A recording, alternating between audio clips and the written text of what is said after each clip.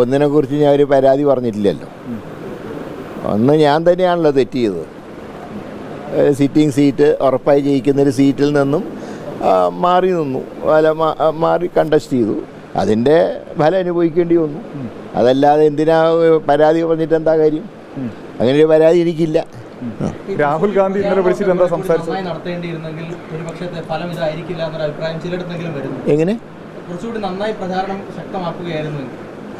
അതല്ല, കഴിഞ്ഞ 5 വർഷം അവിടെ നടന്ന കാര്യങ്ങൾ മനസ്സിലാക്കുന്നതിൽ വീഴ്ച പറ്റി.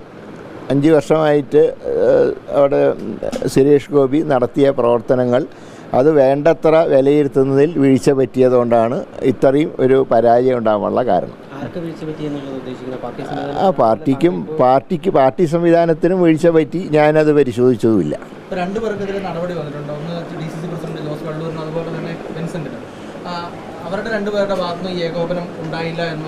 ഞാൻ ആരെക്കുറിച്ചും പരാതി പറഞ്ഞിട്ടില്ല.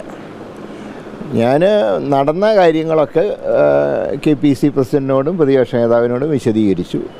അതല്ലാതെ ഞാൻ ആർക്കെതിരായിട്ട് നടപടിയെടുക്കാനും ആവശ്യപ്പെട്ടിട്ടില്ല. ആരെക്കുറിച്ചും ഞാൻ പരാതിയും പറഞ്ഞിട്ടില്ല. രാഹുൽ ഗാന്ധി വിളിച്ചിട്ട് എന്താണ് സംസാരിച്ചത്? ഇല്ല, രാഹുൽ ഗാന്ധി എന്താ സംഭവിച്ചതെന്ന് ചോദിച്ചു ഞാൻ കാര്യങ്ങൾ അദ്ദേഹത്തിനെ ധരിപ്പിച്ചു. അത്ര തന്നെ രാഹുൽ ഗാന്ധി അല്ല, അദ്ദേഹം അതിൻ്റെ കാര്യങ്ങൾ അറിയാൻ വേണ്ടി വിളിച്ചതാണ്. അതിലിപ്പോൾ അദ്ദേഹത്തിനെ പോലെ ഒരു വലിയൊരു മനുഷ്യൻ തെരഞ്ഞെടുപ്പ് പരാജയം ഇതിനെക്കുറിച്ച് എന്നോട് അഭിപ്രായം ചോദിച്ചു എന്നുള്ളത് എന്നെ വലിയൊരു ബഹുമതിയായിട്ടാണ് ഞാൻ കാണുന്നത്. കാരണം ഈ തിരക്കിനിടയിലും അദ്ദേഹം അതിന് സമയം കണ്ടെത്തി. കാരണം ഇത്രയും തിളക്കമാർന്നൊരു വിജയം കേരളത്തിലുണ്ടായപ്പോൾ പരാജയപ്പെട്ടൊരു സ്ഥാനാർത്ഥിയോട് വിളിച്ച് എന്തുകൊണ്ടാണ് ഇങ്ങനെ സംഭവിച്ചതെന്ന് ചോദിക്കാനുള്ള ഏറ്റവും വലിയൊരു ജനാധിപത്യ ബോധം അദ്ദേഹത്തിൻ്റെ ഭാഗത്തുനിന്നുണ്ടായി. അത് തന്നെ എനിക്ക് ഏറ്റവും സംതൃപ്തി നൽകുന്ന ഒരു കാര്യമാണ്.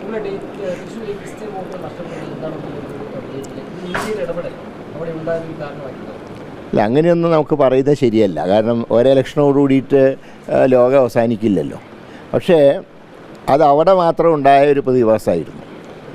തൃശ്ശൂർ മാത്രമാണ് ക്രൈസ്തവ വോട്ടുകളിൽ വിള്ളലുണ്ടായത്. മറ്റ് നിയോജകമണ്ഡലങ്ങൾ ഇപ്പം അങ്ങനെയാണെങ്കിൽ കോട്ടയത്തും ഇടുക്കിയിലൊന്നും ജയിക്കില്ലല്ലോ. കോട്ടയം ഇടുക്കിയിലും എല്ലായിടത്തും തന്നെ നല്ല റിസൾട്ട് വന്നല്ലോ. പക്ഷേ തൃശ്ശൂരിൻ്റെ ഒരു പ്രത്യേക സാഹചര്യത്തിൽ അവിടെ വോട്ട് നഷ്ടപ്പെട്ടു. ആ നഷ്ടപ്പെടാനുള്ള കാരണം കഴിഞ്ഞ 5 വർഷക്കാലമായിട്ട് അവിടെ മത്സരിച്ച സുരേഷ് ഗോപിയും അദ്ദേഹത്തിൻ്റെ പാർട്ടിയും നടത്തിയ പ്രവർത്തനങ്ങളാണ് സത്യം പറഞ്ഞാൽ ഈ പരമ്പരാഗത വോട്ടുകളിൽ വിള്ളലുണ്ടായത്. അത് കണ്ടുപിടിക്കാൻ കഴിഞ്ഞില്ല.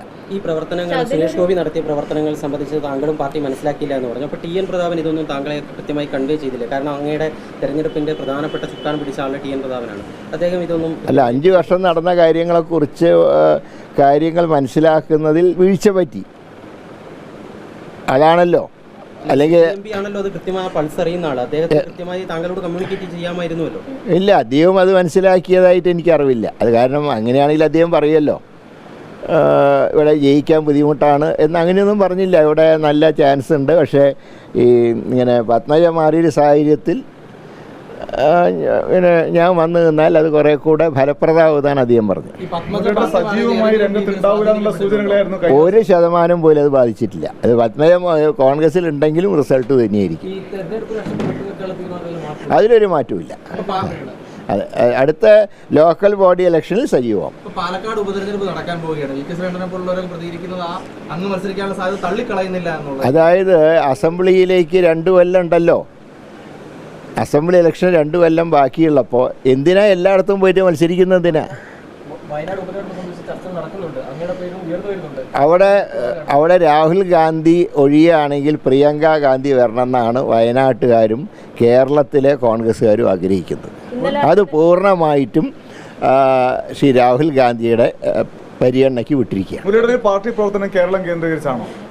അല്ല, ഞാനല്ലെങ്കിലും ഇനിയിപ്പോൾ MP അല്ലാത്ത സ്ഥിതിക്ക് ഡൽഹിക്ക് വരേണ്ട ആവശ്യമില്ലല്ലോ. അല്ലെ, തൽക്കാലം 1 വർഷത്തേക്ക് പ്രവർത്തനമൊന്നുമില്ല. അത് ഞാൻ നേരത്തെ പറഞ്ഞല്ലോ. കേരളത്തിൽ നിയമസഭാ തെരഞ്ഞെടുപ്പ് നടക്കാൻ പോകുന്നത് 2019 സംഭവിച്ചത് വലിയ വിജയം നേടിയെങ്കിലും നിയമസഭയിൽ വലിയ തിരിച്ചടി ഉണ്ടായി. അപ്പോൾ പൊതുവെ വരുന്നത് കോൺഗ്രസ് നേതൃത്വം കുറെ കൂടി ശക്തമായ രീതിയിൽ ഇടപെടണമെന്നാണ്. അപ്പോൾ ആ സാഹചര്യത്തിൽ അങ്ങ് കേരളത്തിലേക്ക് പ്രവർത്തനം മാറ്റുകയാണെങ്കിൽ നിയമസഭാ തെരഞ്ഞെടുപ്പ് ലക്ഷ്യമായിട്ട് പ്രവർത്തനം മാറ്റുകയാണെങ്കിൽ കുറെ കൂടി പാർട്ടിക്ക് ഗുണകരമാവില്ലേ അത്? അല്ല, പ്രവർത്തനം ഞാൻ പറഞ്ഞല്ലോ ലോക്കൽ ബോഡി വരെ ഇങ്ങനെ പോട്ടെ. കുറച്ച് കാര്യങ്ങളൊക്കെ ആലോചിക്കാനും കാര്യങ്ങളെ തീരുമാനിക്കാനൊക്കെ ഇല്ലേ ഇനി ഇപ്പോൾ അടുത്ത ഇലക്ഷനിലെ കാര്യങ്ങളെക്കുറിച്ചൊന്നും ഇപ്പോൾ എൻ്റെ മനസ്സിലേ വന്നിട്ടില്ല. പ്രതിപക്ഷ നേതാവ് ഇന്ന് വീട്ടിലേക്ക് വന്നു, പക്ഷേ അവിടെ അങ്ങ് ഉണ്ടായിരുന്നില്ല. അപ്പോൾ ഈ കമ്മ്യൂണിക്കേഷൻ ഇല്ല ഞാൻ അറിഞ്ഞില്ല. അങ്ങനെ വന്നു എന്ന് ഞാൻ ചില ചാനലിൽ കണ്ടുപോയി. വന്നോന്ന് എനിക്കറിയില്ല. വന്നിട്ടുണ്ടെങ്കിൽ എന്നെ വിവരം അറിയിക്കില്ല. വീട്ടിൽ അറിഞ്ഞിട്ടില്ല വിവരം. ചെയ്തിട്ടില്ല. ഇല്ല, വിളിച്ചിരുന്നെങ്കിൽ ഞാൻ ഉറപ്പായിട്ട് പറയുമായിരുന്നു ഡൽഹിക്ക് വരികയാണെന്ന്. അത് ഞാൻ അറിഞ്ഞില്ല. അങ്ങനെ വന്നോന്ന് എനിക്കിപ്പോഴും ഉറപ്പില്ല. 2 ദിവസമായിട്ട് താങ്കൾ ഡൽഹിക്ക് വരുന്നു എന്നുള്ള വാർത്തകൾ സജീവമായിട്ടുണ്ട്.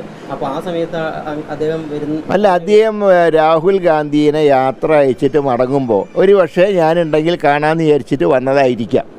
കാരണം രാഹുൽ ഗാന്ധി കൽപ്പറ്റയിൽ നിന്ന് വൈകുന്നേരം 7 മണിക്കാണ് അദ്ദേഹം യാത്ര തിരിച്ചത്. അപ്പോൾ സ്വാഭാവികമായിട്ടും അദ്ദേഹത്തിന് യാത്ര അയച്ച് കോഴിക്കോട് നിന്ന് ട്രെയിൻ കയറാൻ വന്നതായിരിക്കും. പക്ഷേ വന്നവരെ ഞാൻ അറിയില്ല. ഞാൻ വന്നിട്ടുണ്ടെങ്കിൽ ഞാൻ തീർച്ചയായിട്ടും പറയുമായിരുന്നു ഞാൻ സ്ഥലത്തില്ല, അല്ലെങ്കിൽ അദ്ദേഹം വരുന്ന അറിഞ്ഞിരുന്നെങ്കിൽ ഞാൻ വെയിറ്റ് ചെയ്യായിരുന്നു തീർച്ചയായും. APCC അധ്യക്ഷ സ്ഥാനത്തേക്ക് താങ്കളെ പരിഗണിക്കണമെന്നുള്ള സജീവമായിട്ടുള്ള ഒരു ആവശ്യം പലപ്പോഴും ഉയരുന്നുണ്ട് കേരളത്തിൽ. ആവശ്യമില്ലാത്ത കാര്യങ്ങൾ ചർച്ചയുടെ ആവശ്യം എന്താ? ഞാൻ പറഞ്ഞല്ലോ, ഒരു വർഷം ഒന്നിലേക്കും ഇല്ല എന്ന് ഞാൻ പറഞ്ഞതിൽ ഒരു മാറ്റവും വരുത്തേണ്ട സാഹചര്യമില്ല. i2i News, an eye for truth.